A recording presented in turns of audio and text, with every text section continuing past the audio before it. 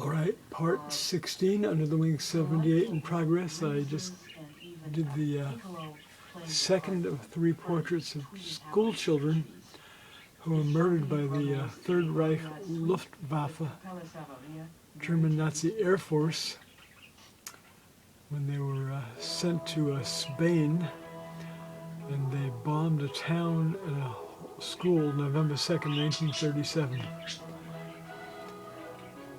There's the first child I completed there. This one I just did. There's Gerda Tara, the first woman photojournalist, war photographer, war subject photographer. Miguel Hernandez, the Spanish poet. This third portrait of a school child is in progress.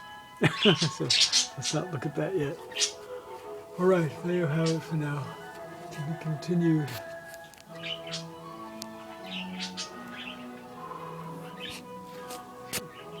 Twirling the camera a little bit. All right. There you have it for now.